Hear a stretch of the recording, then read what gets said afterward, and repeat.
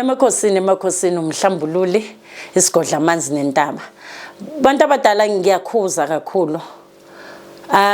Into yeni yokuthi ningisendele amaphupho, nicele ukungitshela amaphupho, nibuye futhi kube inkulumo yokuthi gogo into zami zihamba kabi noma ungibhalela incwadi ende bona ngiyanicela. Ngicela nikiyeke lokho. Into embi. Njoba ngizokhuluma ngama bad habits. Again isithatheni serious ngisasho. Anikiyenzi lezi zinto enizenzayo nizenzi kubo dokotela besilungu. Anibabuza ukuthi uma ngiphethwe iflu ngiyenza njani. Niya ngokuyo consulta lapha. So nathi maniza kithi uconsulta ungangitsheli ngephupha liko important kimi important kuwe bakhuluma nawe. Uma uphupha isecret yakho nabadala nomoya oyingcwele okhuluma nawe. Yekelani ukusicocela indaba. Ngifuna ukucoca indaba. Ungangicoceli inhlupheko okuyo. Iconsult hlola uhlahluba kuphelele lapho. Please ngicela niyokhuzeka.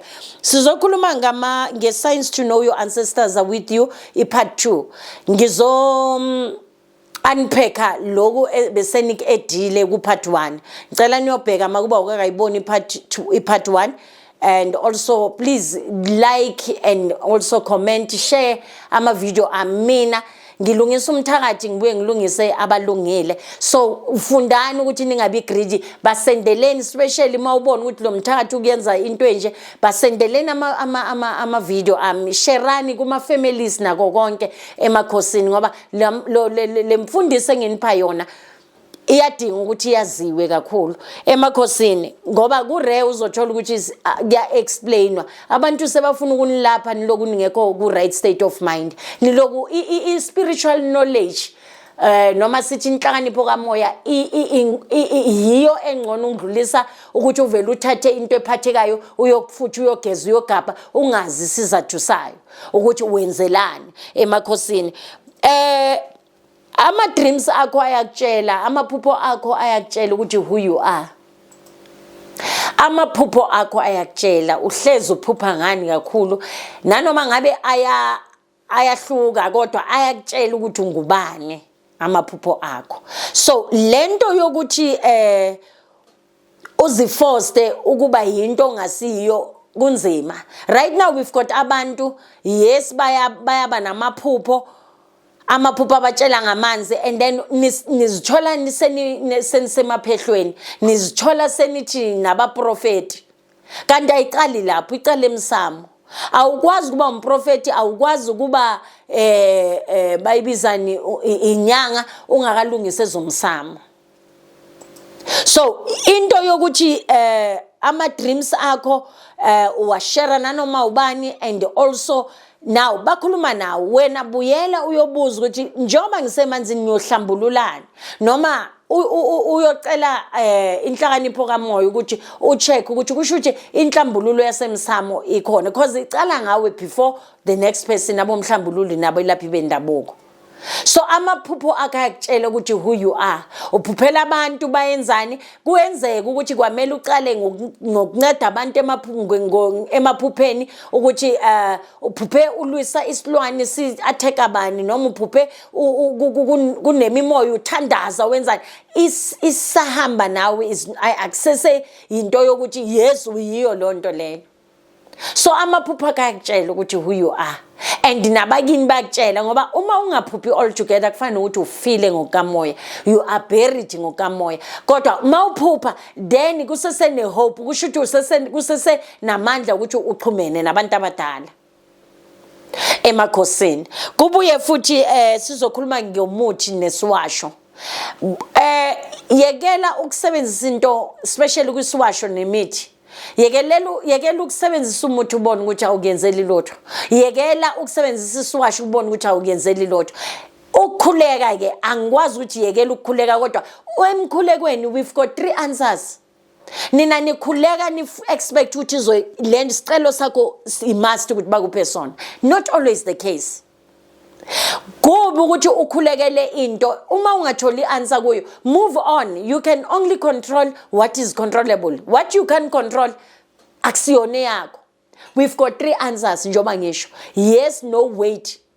kuyenzeka. So uma ukhuleka ngedoubt, then what's the use? Nabo abadala, your ancestors and naye umdali bakubheka ukuthi uzama ukuyenzani. Yini ezokuyenza ukuthi ube ne-doubt because of you know exactly ukuthi maningi ama-sins or kuningi ukungcola okuyenzile ngokukamoya, ziningi izinto onamacala ngazo. So uyazibuza ukuthi ingabe ziqolelekile na, noma kwamele ngiyozikhuluma, noma cause kukhona lento ye confession yokuhlambuluka ayifani. Ungazitshela ukuthi uye wahlambuluka noma wakhuluma enkonzweni, kukhona insebenzo zokuhlambuluka, kukhona insebenzo ze-confession ukuthi yes ngawona ngakhipha isisu, yes ngawona ngabulala umuntu ngemistake ngizidefender, yebo ngawona ngabulala umuntu, ngakhuthuza umuntu, ngathelela umuntu ushevu angizange ngiboshwe. Izinto ezinjalo ziyadingakala, yizi izinto ezikuyenza ukuthi ube ne-doubt. Ngawishela abantu ukuthi baphelelwe imisebenzi, abantu bamoshakale, ngabetray abantu, yizinto ezizokuyenza ukuthi udawuthe umkhuleko. Ingena kanjani ku-bad habit because uzama uku-ignora yizo izinto ezinisetshwaleni, yizo izinto. And then when it comes to utshwala ngizwile nikhomenta ngako ku-part 1, utshwala yi-sex, alcohol. Well, alcohol, utshwala ngithi sex and also masturbation. Nibiza ukushaya indlabu ne? Yes. Ngizothatha nje kancane ne kuyona. Uma uphuza utshwala because of usaba ukubhekana nezinkinga zakho, then you are a coward. Cause ukhawatha umzimba wakho, ulimaza umzimba wakho because of now izokumleader ukuthi uloku uphuza, ngoba by the time uba sober lo nkinga uyithola isemnyango. So fundani ukuthi izinkinga zenu nibhekane nazo ni sober. Because of now kunanezidliso zotshwala, abanye abaphethangwa izidliso basuke bafuna ukubulala le pain abangafuna ukuyibheka abasoba. Ingakho mawuphuzile kumosheka yonke into. Because of ikumoshela kuphi emsebenzini, ikumoshele yonke indawo kuma relationship because of usaba ukukhuluma. Khona abantu abakuma relationship abasaba ukukhuluma nabantu babo. Kodwa ke bengifuna ukukhuluma kuyiphawula indaba yotshwala ukuthi too much of everything is wrong. Uma uphuza kakhulu then awukho right. You need help.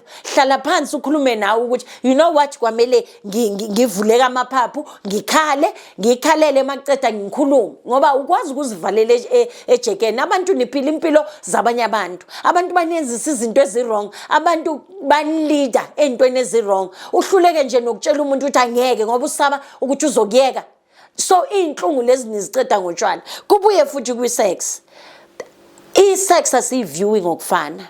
Kodwa ngapha ngokukamoya i-sex ni foster in a way yokuthi manje kakhulukazi masowuzele more than 2, 3, 4, 5 kids, namhlanje usagijimisana ne-sex, uzuyeke nabantwana abalale bodwa, kusasa mawuza bathi abantwana balelene nani because of absent. Masowuzele umuntu wesifazane, yes kuyenzeka ukuthi umuntu wesifazane uzele umncane, and then usagijimisana nomuntu osahamba utshwala, osahamba ubumnandi, uzoloku umgijimisa ukhohlwe yingane zakho.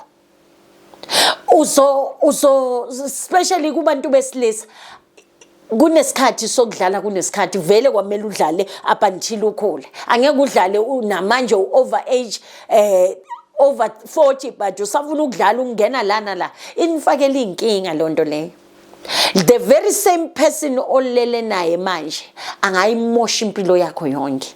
So i-sex ayingabi i-must ukuthi ulale nomuntu nanoma kungafanelekile.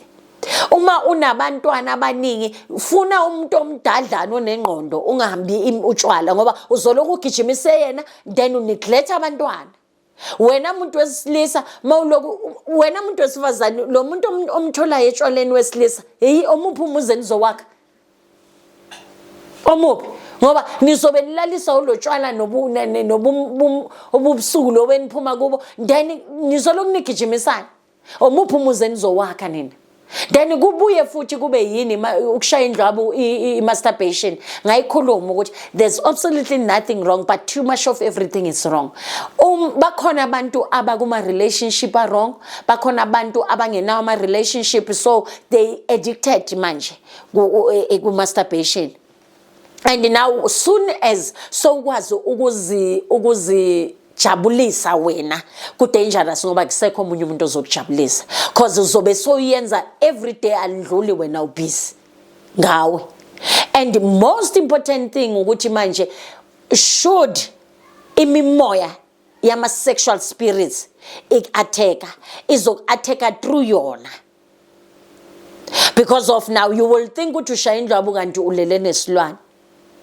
Because you will be imagining lo mfazi, you will be imagining yes medically yes is healthy but God ukuthi is it addictive na manje noma ushaya once in a while mhlambe lo muntu wakho uhambile noma awuna muntu all together, once you focus kuyo before ulala uyiyo le nto wazi uthi ungenwe ama sexual spirits. Please don't forget to like and subscribe. Please sharani ama video, sharani, commentani, and also siyanthanda emakhosini.